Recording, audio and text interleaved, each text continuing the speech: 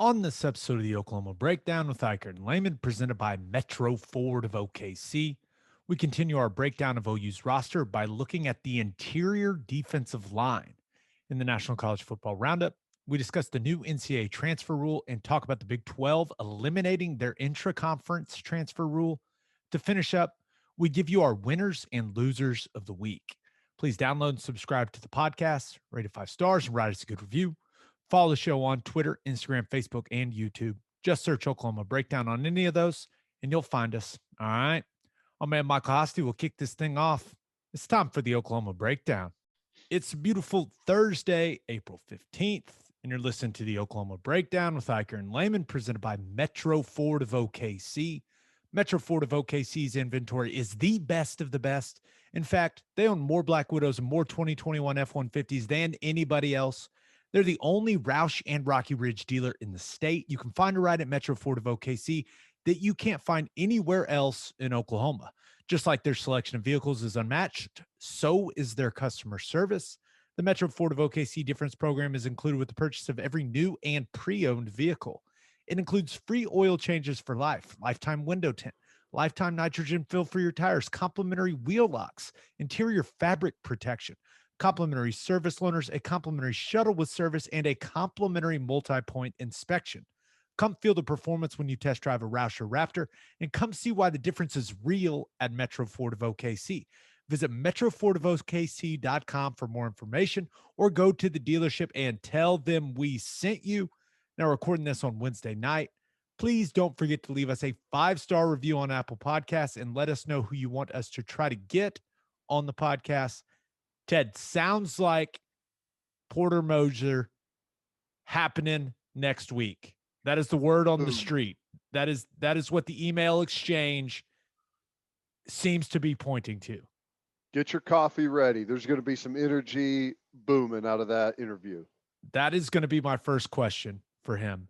What's the caffeine intake like? What are we working at? We also, on Monday's episode, will have Dane Brugler from The Athletic, who is their NFL draft analyst, and he is absolutely fantastic. So that'll be fun to have him on Monday. All right, let's get to the OU football stuff right away, Ted. And we're doing the interior defensive line on this episode. But one thing before we break down those defensive linemen, our buddy Jason Kersey from The Athletic has a great article out about Austin Stogner and what he went through with that scary situation with his leg last year. You and I really couldn't talk about it that much. You know, we kind of hinted at some things, but didn't want to put our man Stogner's business out there. It was good to see him be able to talk about it. And now everyone knows what he went through. And oh my gosh. Yeah, that was a scary situation for Stogner. Brutal. And it just lets you know that, gosh, even something mundane, just a normal injury under the right circumstances just can really blow up in your face. And that was one of those. I mean, that's I don't know, Gabe, 1 in a million, or maybe not that much, but you know, we've seen a lot of injuries similar to that, but never seen one blow up and turn into that big of a situation.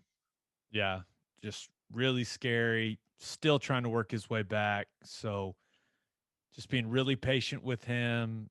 But yeah, some of the things he told Kersey, just dude was scared. And I remember hearing it for the first time, and I was like, wait, what? Is he going to lose his leg? Like, that was my reaction, because the second I heard the word sepsis, I was like, wait, hold on. Are they going to have to cut it off? So, I mean, it was wild. And I'm just glad he's okay. And let's hope he gets all the way back, because that dude is damn good at football. Agree. Yeah, I agree.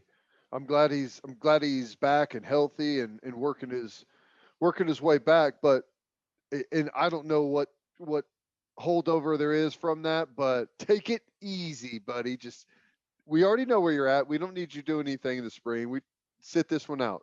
Ride this spring out on the Gatorade cooler. Yeah, take your sweet time, Austin Stogner. Okay, let's talk some interior defensive line, Ted. And I just want to warn people, if we don't talk about someone on the defensive line and you're like, wait, why haven't they talked about Isaiah Thomas? Well, it's probably because we included a few of those guys in our defensive ends / edge guys breakdown. You can go back and listen to that. So don't freak out if one of the defensive linemen isn't on here. They're on one of the other episodes. So listen to this one and then go back and listen to the other one. But I was told that the defensive line is absolutely kicking the offensive line's ass in spring ball. I've been told that by coaches on the defensive side. I've been told that by the coaches on the offensive side. And they said Tuesday practice may have been the worst out of all of them. Like the defensive line is just getting after it, Ted. It makes me sad hearing that, but I know it makes you happy. Oh, I just absolutely love it. Which I will tell you, you know, there does seem to be a little bit of a maybe changing of the guard of, because there's always like big brother, little brother, whenever it comes to offense and defense, who's wearing the pants around the program. And it's like You it's better like a not say it. You better couple of not. dogs right now trying to figure out, they're fighting and scrapping, see who the alpha is. We're going to figure this thing out maybe this spring, but no, I think the defensive line is maybe as deep as I can ever remember. You know, do they have a first round top 15 player on this squad? I don't think so as of right now, but from top to bottom, there's 8 guys that you could rotate through and you feel like there's not any fall off between your best and your number 8 guy. It's crazy. So the number one guy is Perrian Winfrey. He has leaned out. He is down to a sleek 290 pounds. And that's good because I felt like he had two main issues last season, Teddy, that really held him back. And number one was his conditioning. I didn't think he was in great shape. And then the other one was his technique. There's no doubt this is a big physical guy. And from what I've been told about him in spring ball, he has continued to be very, very disruptive in the backfield. And he's starting to get a little better technique, starting to Whoa, use what? the hands a little bit. But I like what I hear about Perrion Winfrey. He's healthy. He's making plays. It sounds like he's really progressing, which they need him to. Yeah. No, he's a total disruptor, and he played the role of disruptor last year. And a lot of the things that he did, it just doesn't show up in the stat sheet, right? You blow up a play and you knock out a couple of pulling guards or chew up a back in the backfield, a lead blocker, and someone else ends up cleaning it up for the tackle for loss. And it looks like, well, you didn't do anything this game. And it's just not true. The game against Iowa State in the Big 12 championship, he was wrecking shop in that game. So whenever, and we've said this from day one, whenever he goes, but then he would disappear for, long periods of time. And that's the conditioning, I think, that you're talking about. So just needs to be more consistent. The technique, it's good to hear that he's playing with some better technique because, quite frankly, with his quick twitch and the aggressive, violent nature that he plays with, if he can back that up with technique, he's one of those guys that you just can't block. So it's good to hear that Perrion Winfrey is progressing, not just kind of riding off of what he did a year ago, that he feels like he can make some big strides. And I think he can, if he can keep it together, be consistent, have a good, strong year. It's another guy that's going to be knocking on the door, late first round, early second round, if he can put it all together. That's a big if, but physically, he's going to check all the boxes. Yeah. And I think he put a lot of hard work in because I've been told it's a trim 290. He's making it look good. So I like that. Now don't get too light, Perrian. Don't get too light. You've Not every pound you lose, you better make up for it in power, man. Because there's kid's very got few power. There's guys. no doubt. Yeah, there's very few guys that, and it could be done, but there's not a whole lot of D tackles in the NFL under that 290 mark. Aaron Donald is one of them, but Oh, he's we'll oh talk yeah, about Mr. Donald later in oh winners yeah. and losers. Well, that's what I'm saying. He's pretty aggressive and has some power behind him, if you know what I'm saying. Ask that guy's face. Okay, speaking of power, Jalen Redmond, great to have him back, right? It's just great that he's back on the practice field, up to 284 pounds. No, a big deal was made out of that when the roster came out in the spring. And it kind of sounds to me, Ted, from the discussions I've had, they are going to move him around a lot. They're going to use him similarly to the way they used Isaiah Thomas last year, where they can move him all across the defensive line. And I've been told that at every position they put this kid, he flashes. I mean, he just has so much raw power and explosiveness.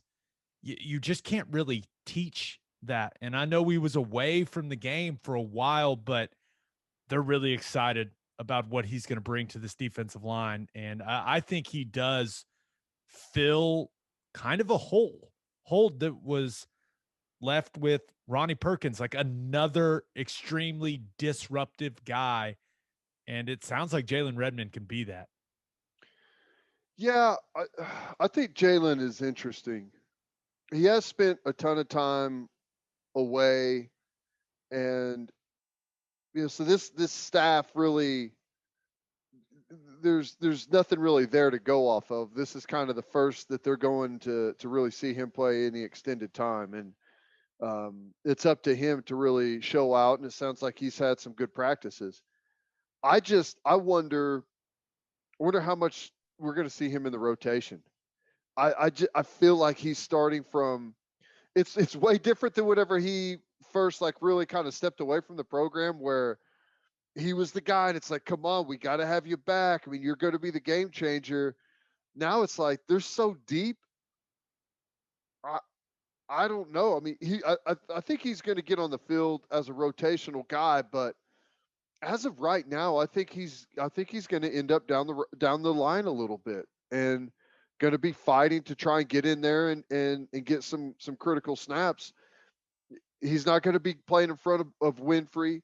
At the edge, if they're moving him around, that means that he's kind of their second best option at some of those spots, is kind of how I would look at that. But I don't know.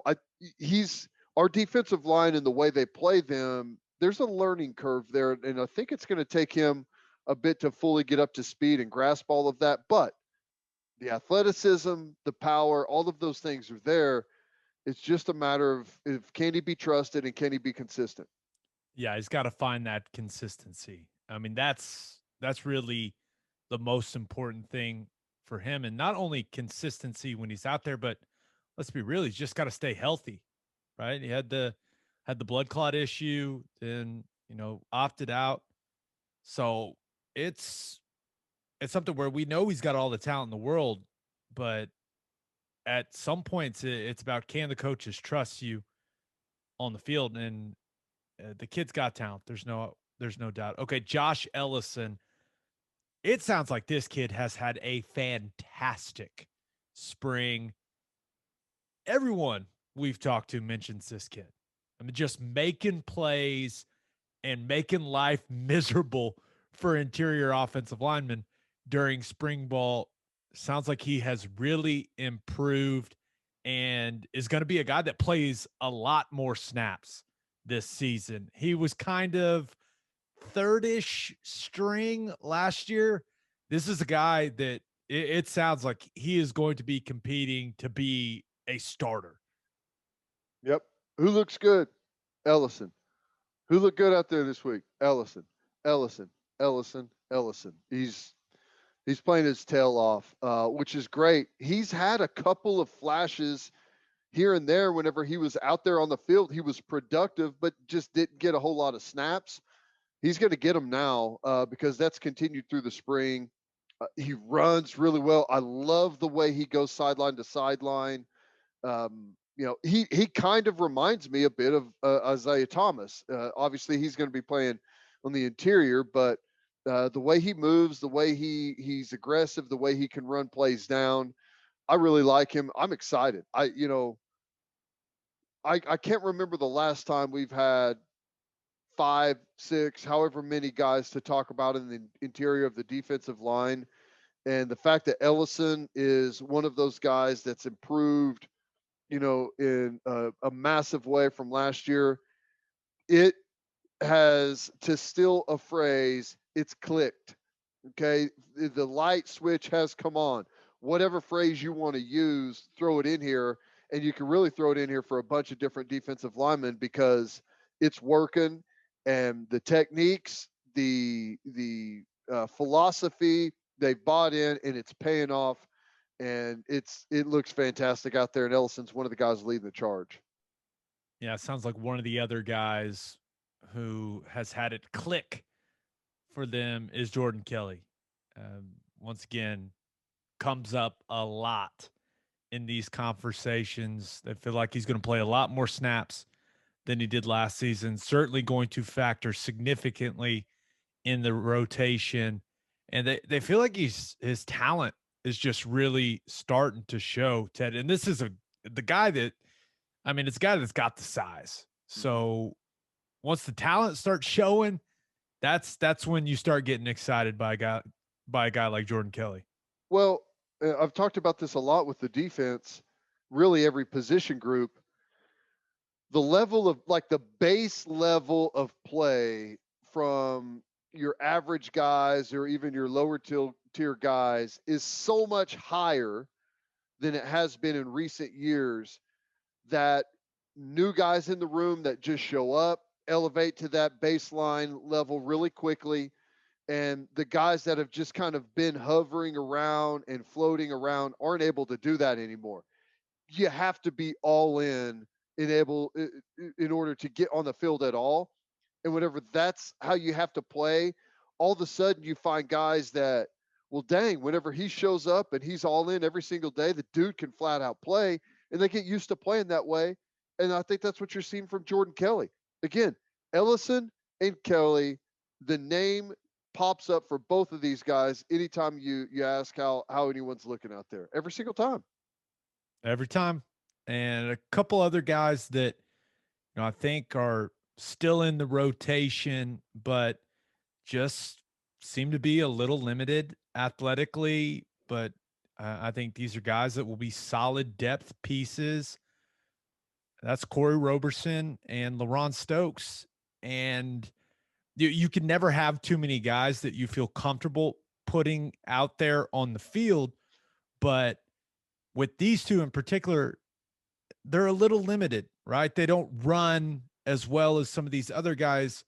So if you have to put them out there, you're fine with that. But if this defense wants to be a top 10 defense, it's probably best if guys like that get passed up by other guys. I know that sounds harsh, but that's just the reality.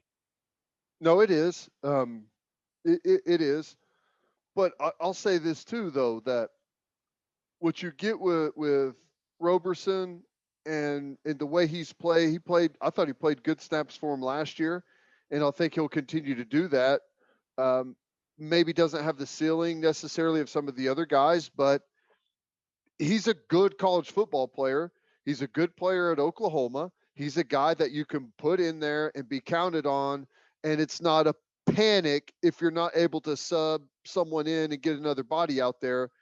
He's a guy that can do the job and do what they ask and do it with some good strength and athleticism. So he's kind of the guy that I'm talking about. Your baseline player is so much better than what it was just 1-2 years ago. That we're talking about guys like Corey Roberson, who I think is a good defensive lineman in the Big 12, is one of the guys that's going to be further down the list. It's just a great problem to have that we've gotten so talented and so consistent and strong in that group that you know, finally we expect huge things from the group as a whole, not just a one guy, because we went through that for several years with this defense.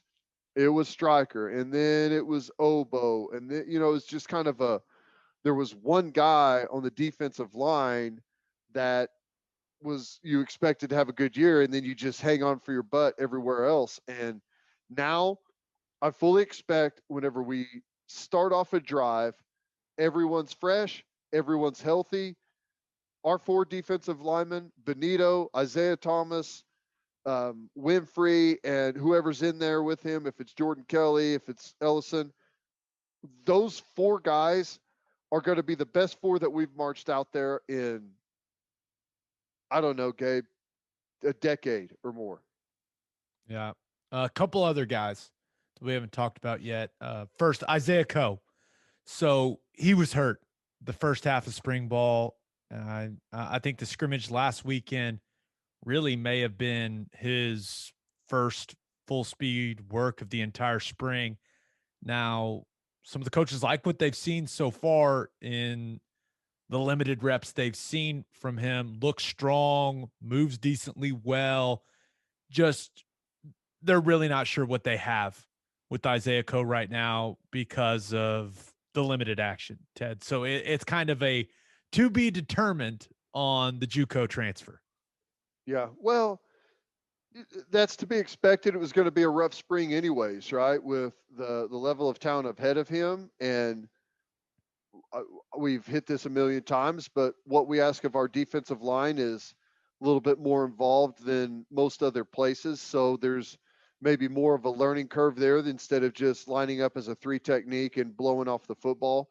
So it was going to be one of those type of springs for him, anyways. As long as he's healthy, ready to go, has a good productive summer, and can get into training camp with a solid baseline knowledge, then I think he's just going to be a guy that could possibly add to the rotation. Yeah, and then last guy, Marcus Hicks. Really good to see him back out there healthy, right? Achilles injury is never something fun to come back from, but sounds like he's moving decently out there. But Teddy, I got a question for you. Where do tall defensive tackles that aren't super athletic end up? Are you suggesting that maybe they're better going backwards than forwards? One of those type of deals? I'm suggesting that there is a position that is known as the last stop by football coaches. Yeah. And I am suggesting that Marcus Hicks may be better going backward than going forward. I think he should move to offensive line. From some of the stuff I'm hearing and just kind of how he's built, I think that should be something that he considers. I played with a tall defensive lineman that was a little bit limited athletically that moved to offensive line, and it went really well for the guy. I think he was an NFL All-Pro, Jamal Brown. So, yeah. Now, I'm not saying that necessarily that's what Marcus Hicks is going to do, but I kind of like where you're going with that. I think it'd be a smart decision for him. That's all I'm saying. Just from some of the things that you and I both heard, I think you should give it a shot. Why not? Why not? Okay. Hey, offensive tackle at Oklahoma's got a pretty good track record right now. It's way easier than getting double teamed at defensive tackle. I can tell you that. Okay. Our call your shot question was just, make some predictions about the interior defensive linemen. And we got a couple really good ones. This one comes from Jeremy Chapman on Twitter, who says, at worst or best, Winfrey murders someone on the field. At the very least, he embarrasses someone so bad that they quit football after the game. This interior D line should be dominating. That's pretty interesting from our man Jeremy. Yeah, and if I had to handpick a guy off of the defense where that could be the case, it probably would be Winfrey. Probably so. He's got maybe more than one screw loose, that guy. Which is exactly what we want. That is, I want my defensive lineman crazy. Absolutely. One You've other just one. got to be able to tighten that screw up. It's got to be adjustable. It can't be permanently loose. You got to tighten it up away from the facility. That's right. Away from the facility. And then when you get on the field, then you loosen it back up. But away from the facility, let's keep that thing tight. Perrian. Aaron Varner 6 on Twitter at Aaron Varner 6 said, Winfrey, Thomas, and Redmond ball out. Winfrey becomes a surefire first round pick. Thomas and Redmond become early day 2 picks. They dominate. So does the rest of the defense. Oh my gosh. How about this? Aaron Varner 6. Also, Winfrey does what Quinnen Williams did while he was at Bama. Whoa. Okay. Aaron, that's Quinnen Williams dominated college football that year. Yeah. He was just a few rungs below what our boy Sue did at Nebraska. I'm not sure. I don't think Perrian Winfrey can be that dominant. I mean, Quinnen Williams was. Who was it Samia that he flat backed in that game? All of them. Was every single one of them. Yeah, he's amazing. But hey, I like where your head's at. I don't know if we're gonna have that many high picks out of there, but I do believe that if Perrian Winfrey can be consistent and do the things that he's coached to do, can be a really good teammate on and off the field, handle his business, that he could be a guy that, like I said, is sniffing around the late first round. But he's got to show that he can do that stuff for the flashes we've seen. He's got to be able to do that for an entire season. Just have to. That's what a first round defensive tackle does. Consistently at that level for an entire season. That's what he's got to do if he wants to be a first rounder. Okay, Ted, let's move on to the National College Football Roundup. But first, First Fidelity Bank is a full-service financial institution based in Oklahoma with tailored solution for all your personal and business needs. Checking accounts, saving accounts, home loans, and much more. They do it all, whether it's online banking from your computer or mobile banking from your phone. Everything is stress-free with FFB. Making mobile deposits, paying bills online, and moving money to different accounts could not be easier. First Fidelity Bank also provides free ATMs worldwide, making banking convenient wherever you are. They also give back to the community. FFB donates a total of more than $500,000 to local charities and educational foundations. Make your life easier and go bank at First Fidelity Bank. Visit ffb.com for more information. And guys, spring is here, and you know what that means. It's hard seltzer season, baby. And there's only one hard seltzer that we drink on this podcast, and that is Will and Wiley Hard Seltzer from Coop Ale Works. It's perfect for any occasion. We drink it by the pool, at the lake, and at the tailgate. It's made in Oklahoma, and it is absolutely delicious. Will and Wiley is customized for the Oklahoma lifestyle. Go find it right now in a store near you, and go follow them on social media at Will and Wiley. If you're drinking some because of us, tag them. Let them know. Okay, couple of big things that happened this week when it comes to college athletics. The NCAA Division I Council approved a one-time transfer rule for athletes in all sports. So all college athletes, including football and basketball players, will be able to transfer once and be immediately eligible. Teddy, we knew this was coming, and it is finally here. Yes, to some degree, it is finally here. Oh, what do you mean? Do you mean that the way this has been phrased and presented publicly may be a little misleading? Yeah, everything has changed except for the things that stayed the same. It's one of those things. Hey, I think this is good. I think it's obviously a step in the proper direction. As long as schools don't hold it over players' heads, hold the release, and turn that into, I don't want to say weapon, but it really, your eligibility is still going to be in your previous university's hands to some, or in a lot of cases, a large degree. So some things have changed, but others have really not changed at all. So, if any of you are confused, what Teddy means is that they are making football and basketball like all the other sports, right? So, all the other sports in the NCAA, they can already do this. And as the rule is written currently, football players and basketball players that transfer will have to get a release from their previous school to be immediately eligible to play that next season. So that's where, when people phrase it as, hey, it's a one time transfer rule where athletes become immediately eligible, not so fast. I mean, because, and it's happened before, right? There's all kinds of articles. I know it's happened in softball, it's happened in volleyball, where a previous school says, nope, we're not granting you the release.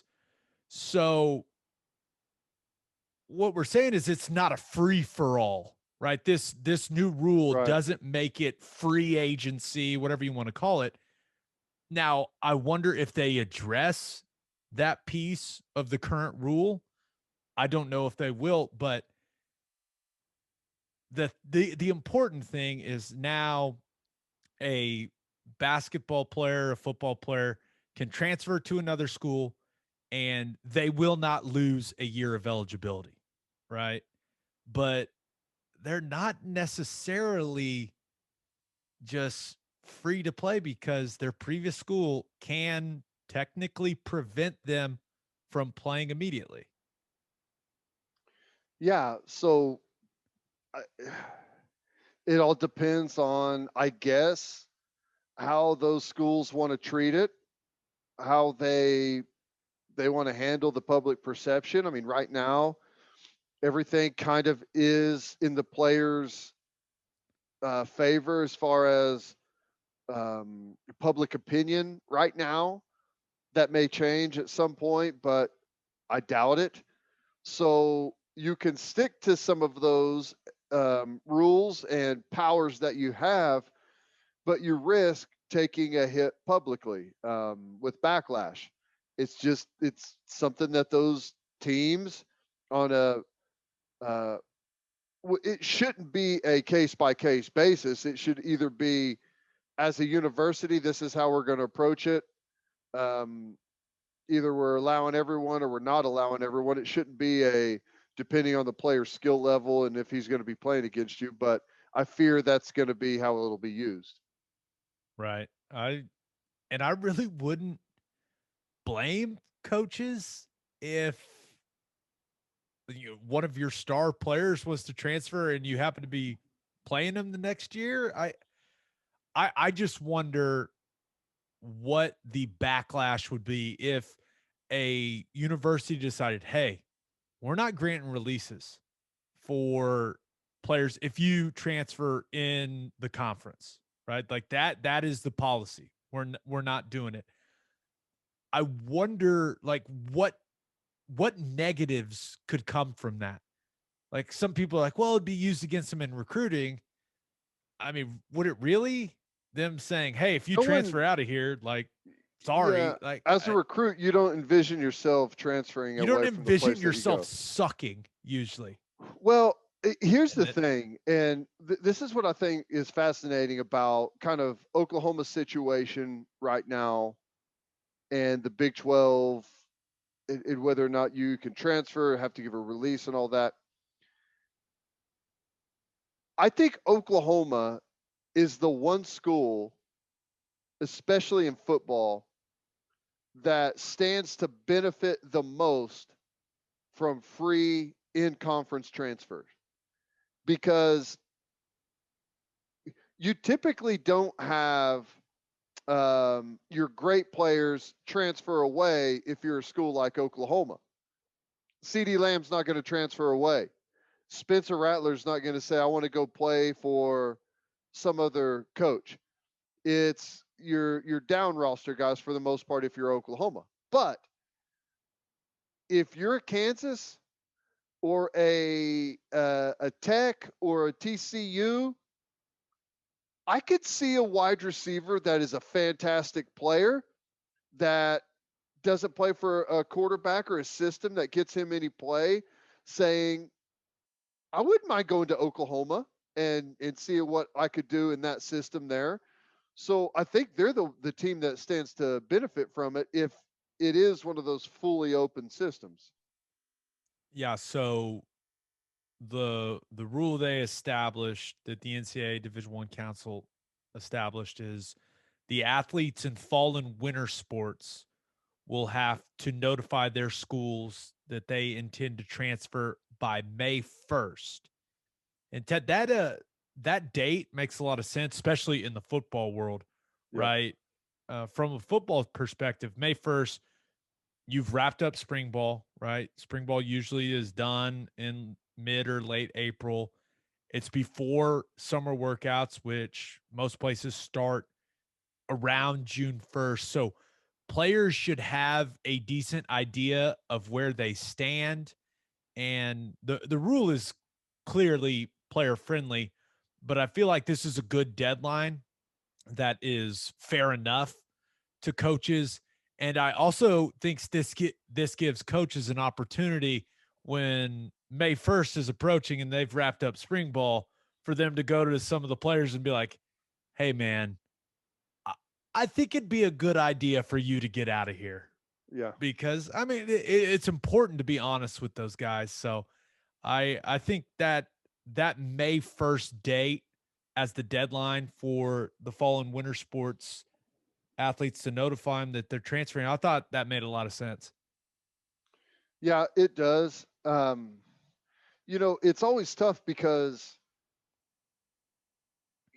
especially whenever guys kind of transfer right after the season because you've already had signing day and like the scholarship allotment, you have to leave scholarships open in order to bring transfer guys in. If you take up your full 25 allotment, you can't bring in extra transfers and offer new scholarships. So that makes it pretty difficult. But whenever you're talking about the May 1 situation, after you've been kind of settled, you've seen some early arrival guys, I think that makes it a little bit easier on coaches. But as we know, guys are still going to want to get out right after the season so they can get spring ball in at their new place. Yeah. The spring sports notification date will be July 1st. And both of those notification dates, the May 1st and July 1st, those don't start until 2022. For this year, all NCAA athletes will have to notify their school they are transferring by July 1st.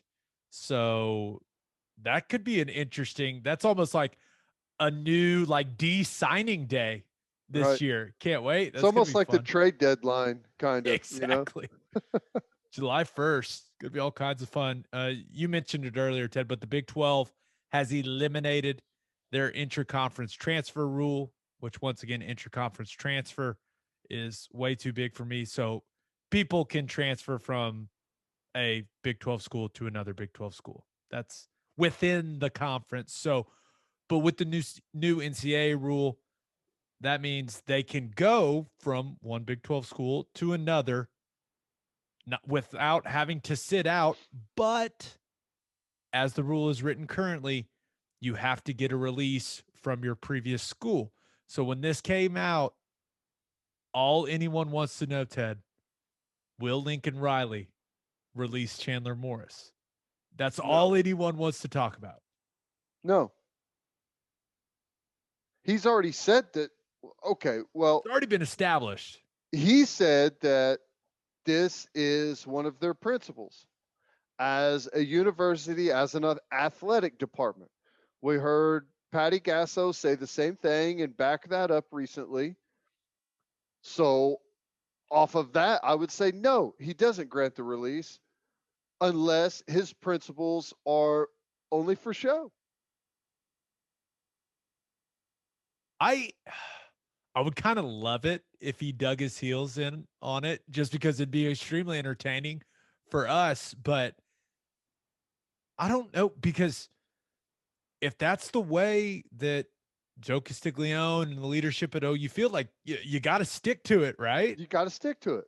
If you don't stick to it, then there they have said that they do not think it is good for college athletics. Do not think it's good for football. Do not think it's good for college athletics. So if you just make a big show of it, you hold it up for a little while, ultimately to only grant the release later, then everyone's going to, if you want to transfer in conference, you're going to do it and be like, well, they'll cave at some point and give me my release whenever the pressure really digs in. So I would say, based off of the comments that I've heard the athletic department say, I would say no, they do not give the release.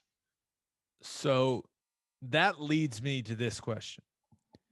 If they don't give Chandler Morris his release and they kind of establish that as their stance, if some stud from Baylor or Texas or wherever within the conference wants to come to OU, then what do they do? Because give Chandler Morris his release. Yeah, exactly. It's like, that's what I'm saying. Like, you know what I'm saying? Because if you could really fill a hole on your roster with a guy within the conference, like you're saying, OU may be able to benefit from this rule more than anyone. Like, are all these Big 12 teams just going to say, hey, no one's granting releases? Like, hey, here's a blood pact for all of us. Like, I don't know, but I mean, the take rule Tennessee, changed. for example. You know, we were supposed to play Tennessee in the non-conference last year. If we were playing Tennessee in the non-conference this year, would they still have been okay accepting 3 transfers from Tennessee? Because that's really no different. It's the exact same thing. So I don't know. Here's I don't know what they're going to do. I'll tell you my personal belief. I don't care. I think it's the most overstated thing ever that some kid is going to take all your secrets down to TCU and all of a sudden they're going to be able to beat you because he knows that Spies, Teddy. They're spies. I mean, don't you agree that that's ridiculous? Everything that you do is already on film anyways. Right. The full playbook's out there. It's on tape. Right. I don't know. I think it's weird. I just think if you take that stance, you limit the amount of talent you can accumulate on your roster. Because like you said, if Breece Hall decided, hey, you know what? Playing for OU sounds pretty good. Yeah, I want him to come to Norman. Like, let's roll. All right. That's what I was saying is, you know, if the Big 12 does make the vote and totally rule out that you can't even hold it back, you can't hold back the release, I think Oklahoma is the team that stands to benefit the most from that. I just wonder. There's a lot to think about for old Lincoln Riley. A lot to think about it. Okay. Which every situation is a little bit different, though. So you do leave yourself some wiggle room. You know, it's like, well, you know, this is different. He's a quarterback. I mean, come on. We were thin at the position, so it makes sense. Let's not be ridiculous. Okay, let's move on to our winners and losers of the week. But first, do you own a business? If you do, you need Insurica in your life. Insurica is one of the country's largest insurance brokers with 30 offices throughout Oklahoma, Texas, and the Southwest. Insurica is able to customize programs by accessing the latest information from many insurance carriers. They compare and contrast coverage offerings and pricing in order to design a cost-effective, comprehensive program to meet your business's specific needs. Insurica's clients become best-in-class businesses by working with Insurica's team of advisors to manage risk. Purchasing insurance is only one way to protect your business. Best-in-class businesses win by avoiding a loss in the first place. If your business partners with Insurica, you'll save huge amounts of money and take back control of your total cost of risk. I'm an Insurica client, and you should be too. If your business wants to be best in class, connect with Insurica at insurica.com. That's INSURICA.com. And make sure you connect with our friends at Advanced Weight Loss Clinic of Sand Springs. They'll help you execute a realistic and achievable weight loss plan designed for you and only you. They've got all kinds of treatments for men and women. They're licensed and trained experts combine diet and exercise with hormone therapies to maximize your results. If you're struggling with low libido or low energy, Advanced Weight Loss Clinic in Sand Springs can help with that too. They also offer Botox and fillers. To get on the path to losing weight, call 918-241-LOSE or visit their Facebook page. If you mention the podcast, you will get a free fat burner injection. All right. Okay, Ted, who do you have as your winner of the week? I thought about going with Florida State, who just unveiled the plans for their new $100 million football facility. And I say they're the winner because get that thing built, get it started now, because I have a feeling that the arms race for college football facilities is about to end, okay, with all the money that they're spending on these things and the coaches' contracts and the national or the name, image, and likeness stuff that's coming up. I think that the pressure is going to be difficult to continue to spend this amount of money on football facilities. So kudos to them for getting it in. I couldn't believe they didn't already have a I know. football-only facility. That was unbelievable to me. Yeah. What What I like see, 150,000 yeah. square feet. It's huge. They've got. It looked pretty space. cool. The mock-ups looked nice. But I settled on Brady Manek, a Scully offer to North Carolina. How about that? Whoa. Pretty impressive. That's significant. And also this is sometimes my brain works in really weird ways. Is it weird that I immediately thought that I just can't imagine him in powder blue. I don't know if it would look good with the skin tone. I know. Well, may wash him out a agree. little bit. Yeah, I agree. I don't know that that's where he's going to go. And this is me just a pure guess, but I feel like Manek wants a place where maybe there's a little less pressure, where maybe there's a little less spotlight, where maybe he can shine a little bit. If he goes to North Carolina, and he could play great there, but he could also end up being down the bench and not getting out on the floor. So I don't know. I thought that was interesting. And, they are typically going after a kind of a higher caliber of athlete. Yeah, there's no doubt. I think I figured it out. So when you mentioned it, I was like, okay, well, maybe he just wants all the Jordan gear in a different color, right? Right. And that's cool. And then I started thinking of what Brady Manek would look like in a Carolina blue jersey. And I think I've discovered why he's doing it. Oh, my gosh. Yeah. That is Larry Bird in a powder blue Indiana State jersey. Is he just he just wants to cosplay as Larry Bird? Is that what is happening here, Ted? It's something that I felt like he really latched onto. So maybe so. Maybe he just hasn't gotten that letter back from Indiana State yet. Oh yeah.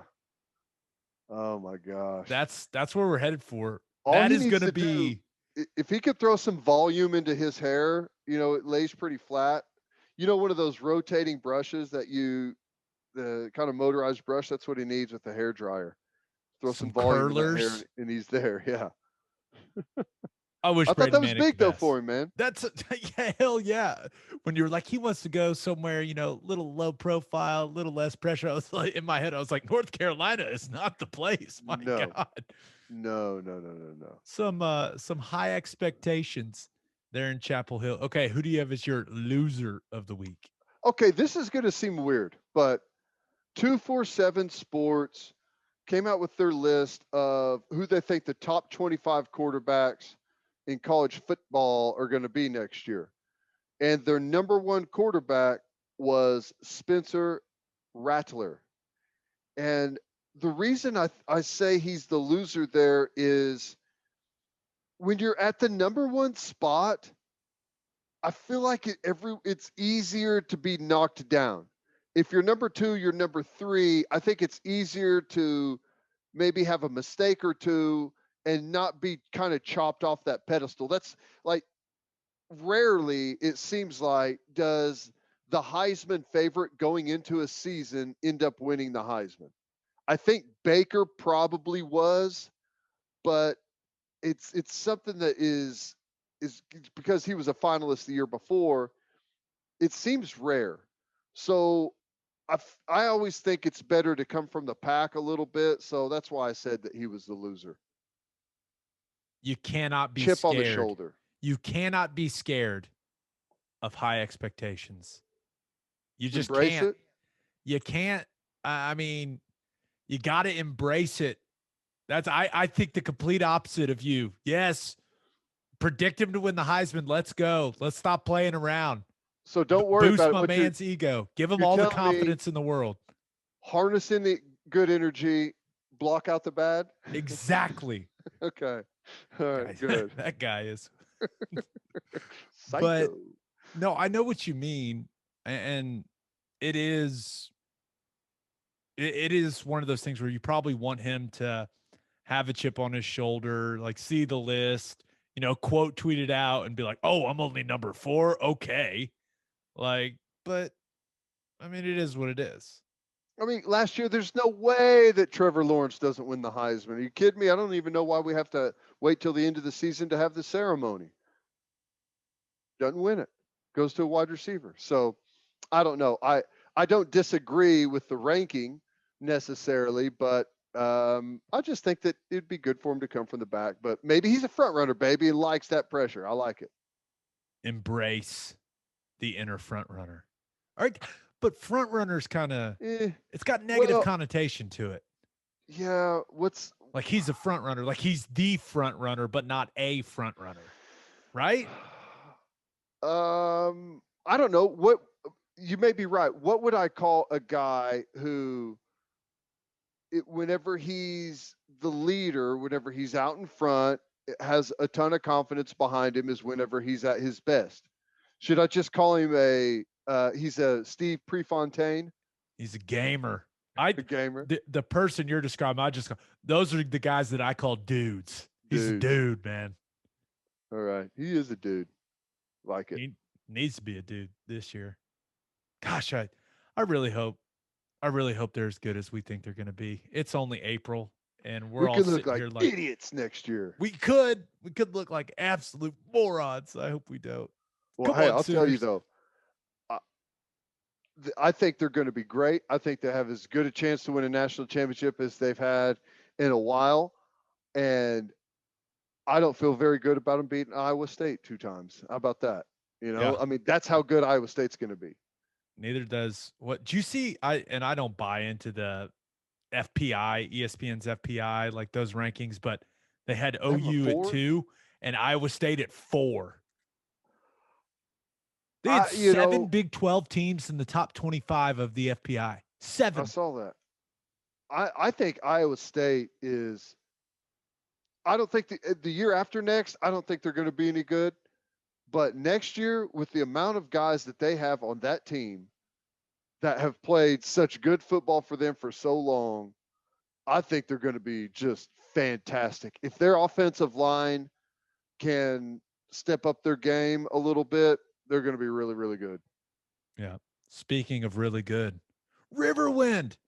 Riverwind is Oklahoma City's premier casino experience. There are temperature screenings at all entrances and masks are required for all patrons and employees because your safety is Riverwind's #1 priority. There are so many reasons why Riverwind is consistently voted OKC's #1 casino, but it all starts with their amazing variety of gaming thrills and excitement. Riverwind's beautiful, award-winning environment plays host to more than 2,800 of the latest electronic games, with a huge selection of table games, including blackjack, blackjack match, roulette, and Teddy's favorite, craps. No matter what your game, Riverwind has it in spades and hearts.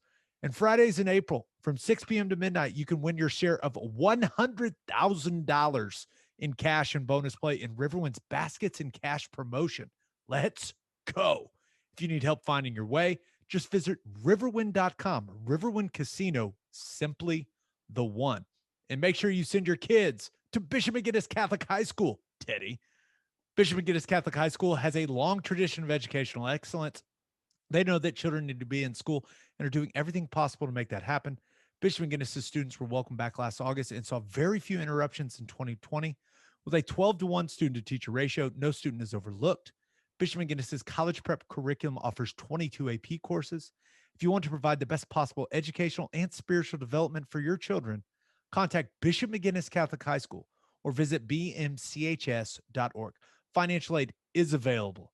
Okay, there was a lot happening this week. I had to whittle down the winners and losers. Lots of honorable mentions for me, Ted, but I for my winner of the week thought about going with Lou Dort. Dropped a 42 piece, gave it to the Jazz, offensive clinic, guarded Donovan Mitchell essentially the entire game. But then I saw that Jadeveon Clowney signed with the Browns, and I was like, damn, maybe Myles Garrett is my winner of the week, because now I'm not sure Clowney is the same player he was a couple years ago, but with them having Clowney, that could at some times draw some attention away from Myles Garrett, maybe get some more one-on-ones, and maybe his life gets a little easier. But by the way, I love that Clowney is basically a one-year mercenary and signing those big deals that are almost fully guaranteed to play one season. I think that's awesome. Yeah, what was it? 1 year for 13 million last year, and I think this is one year for 10. Yep. Must be nice. Love it. I also thought about going with Boston College because they signed a 10-year agreement with New Balance. And listen, I know what a lot of you are thinking. New Balance is a Boston company, though, so little local flavor for them. And we all can admit, New Balance's stuff is comfortable as hell. It is comfortable. And they've actually kind of a New Balance renaissance. So you know what? Y'all leave New Balance alone. But my winner of the week is DeVincent Spriggs. Huh. Who is DeVincent Spriggs, you may wonder? Well, he's the guy that Aaron Donald and his buddies allegedly beat the shit out of last weekend in Pittsburgh. Spriggs' version of the story is that he accidentally bumped into Aaron Donald in the late night club, and Donald and his boys quickly after jumped him, resulting in a broken orbital bone, a broken nose, and possibly a broken arm. I was confused. They were like, it may be sprained or broken. Like, how do we not know? But okay, whatever. But that sucks. Getting beat up, not fun. But he's my winner of the week because, Teddy, he is about to be rich. He is going to be so rich from this. I'm sure. And once again, innocent until proven guilty for our man, Aaron Donald. But I'm sure that this will be a situation where it gets settled out of court. And I don't think Aaron Donald is going to want to drag this out if he is guilty of assaulting this man. Donald's rookie deal, I believe, was north of $10 million. He is currently in the middle of a 6-year, $135 million deal. He is very rich. He will be less rich after this gets settled. And congratulations to Vincent Spriggs. You may have gotten your ass beat, but it's going to be worth a lot of money.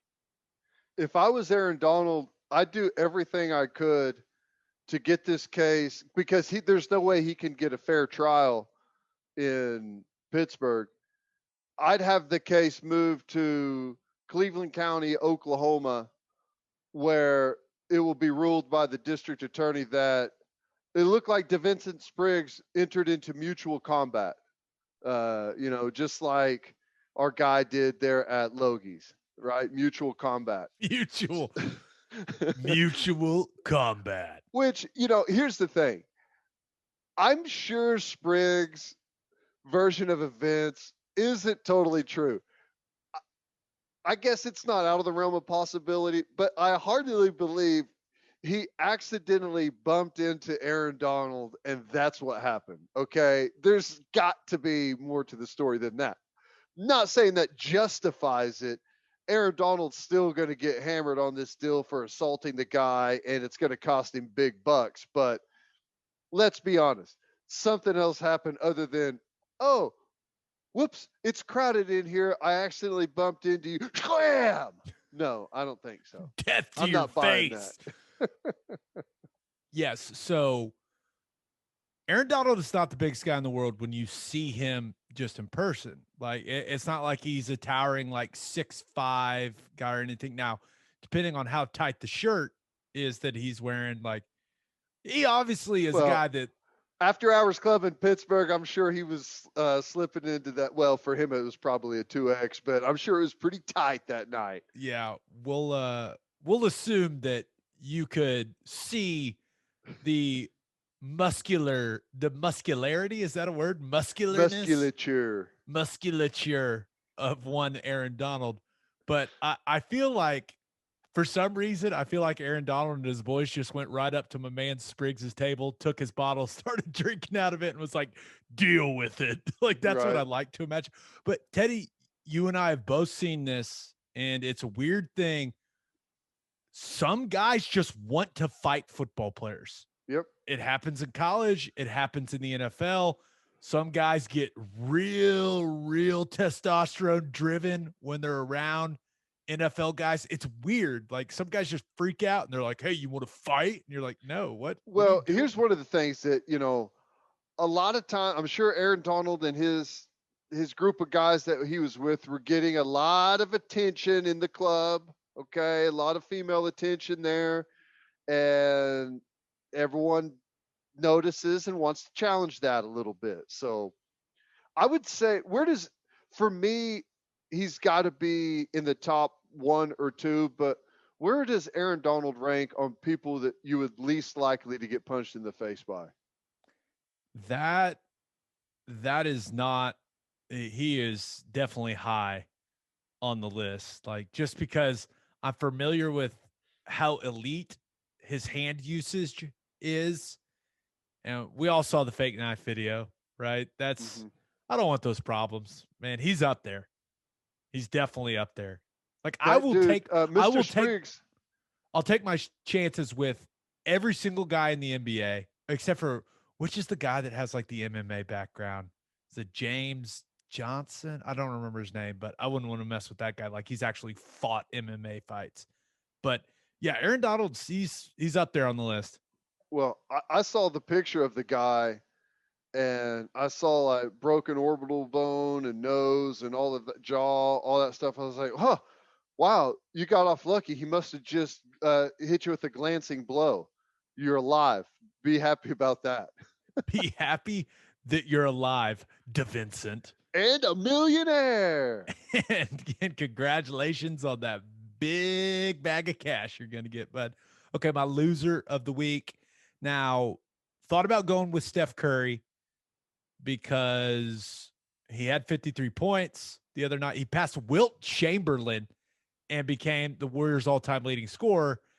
And no one really talked about it because, unfortunately, in that game, Jamal Murray tore his ACL with like 50 seconds left to go in the game. And it sucked. It's a huge bummer and takes the Nuggets off the list of realistic contenders. But also thought about going with Anthony Edwards from the Minnesota Timberwolves, who is quickly becoming one of my favorite athletes because he said he didn't know who A-Rod is. He was like, who's that? Even though A-Rod is part of the group that just bought the team he plays for.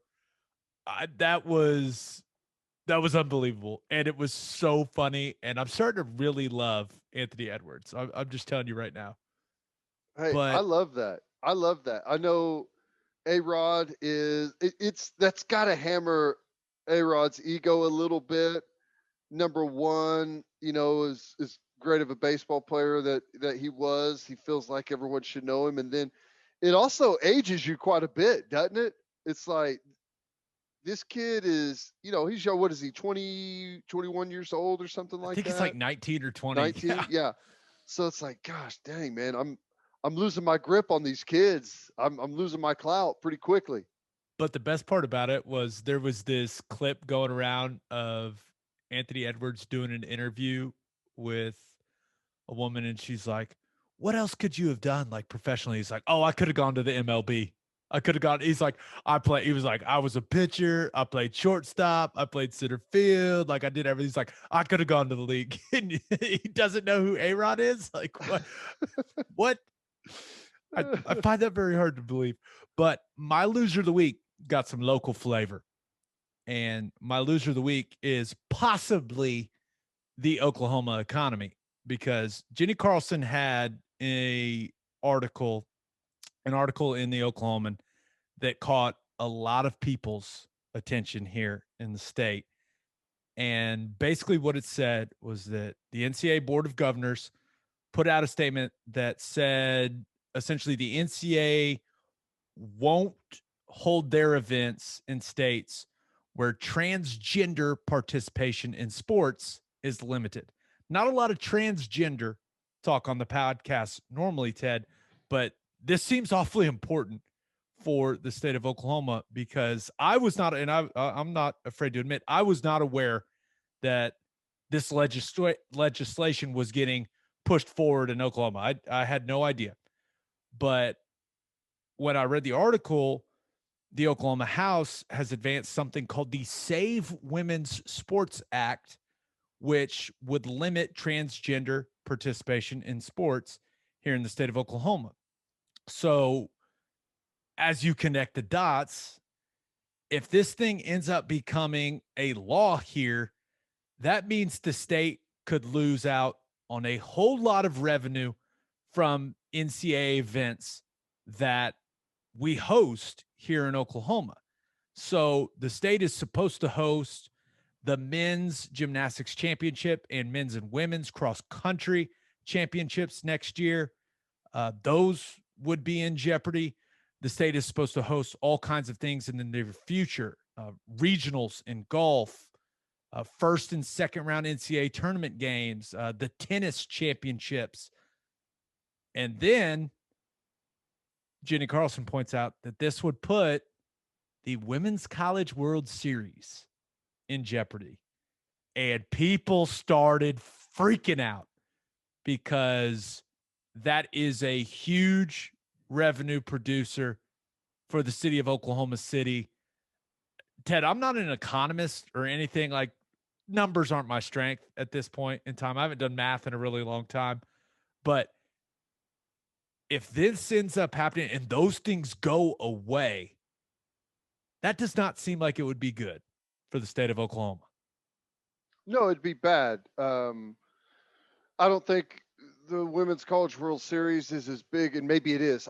I don't know, but the Major League Baseball All-Star Game being moved from Atlanta was estimated to have cost that community $100 million in economic activity and revenue coming into the area. So these events are huge. Now, can I just say that I think everyone involved in this thing from all angles are the losers of the week. I think the NCAA going over the top of states and threatening them based on how people in that state vote and want their community managed. I think that is total crap and something that the NCAA doesn't need to get involved in. I hate that they do that. I also think that it's crap. I think this legislation is a total farce and waste of time. What are we're talking like how many people does it affect is my question, right? Like, zero. I mean, I know that there's a couple of cases where it happened in Connecticut in track and field, and it's just, we're talking about, but that's the other thing about the NCAA. Like, how is this really that massive of an issue for the NCAA that you would pull an event from a state that's, that has this legislation in? I mean, how many NCAA athletes is it affecting right now? We've got to be talking about a handful at most. So I think that it's a way too big of a focus on something that I quite frankly don't think is all that big of a deal one way or the other. We're talking about such a small percentage of anything that's happening here. I don't think it's worthy of legislation, wasting time on legislation. And I don't think it's worthy of the NCAA threatening states about how they vote in their representation and how they want their community run on whether or not they're going to bring events there. I think that's total crap, and it shouldn't be done. It should not be done by the NCAA. And the other thing is, I don't want the NCAA lecturing anyone about what legislation they put in. It's proven that they're total hypocrites. All you have to do is look at the crap that just went down in the NCAA tournament, where they provide the men with the big, beautiful weight room for everyone to work out in, and they give the women a set of dumbbells. Okay? They're total hypocrites. That's why I don't listen to anything they say. Right. But it's going to be really interesting to see how this progresses across the country, because you're seeing legislation like this pop up across the country, right? Yeah. Things that are popping up about the transgender issue. I don't. What is it, like 30 states or something right now? Yeah, it's right? crazy. And it just feels like a bunch of like political grandstanding. Like, I don't understand. Totally like, how agree. many people does it really affect? That's my thing. It's like, we don't even really have to get into like the human decency piece of this, where that's kind of a road that a lot of people want to go down. But I just want to know, like, how in the state of Oklahoma, right? How many kids that are going to public high schools is this affecting? Like, how many transgender girls or women are participating in athletics in the state of Oklahoma? I don't know the answer. Like, I would love to know the answer. I would love to be informed about it. It just seems like something, like you said, Ted, like that the leadership here in the state should be worrying about other stuff. They should be worrying about fixing the school system and the infrastructure. Like, there's a lot of other things you can worry about in Oklahoma as opposed to this. And especially if it's going to cost the state a shit ton of money. Like, I just don't get it. I don't understand. I just don't understand. I agree. You know where I fall on pretty much everything, and I think it's a stupid waste of time. That's how I feel about a lot of politics. Like, a lot of stuff that people get really worked up. I'm just over here like, seems like a waste of time.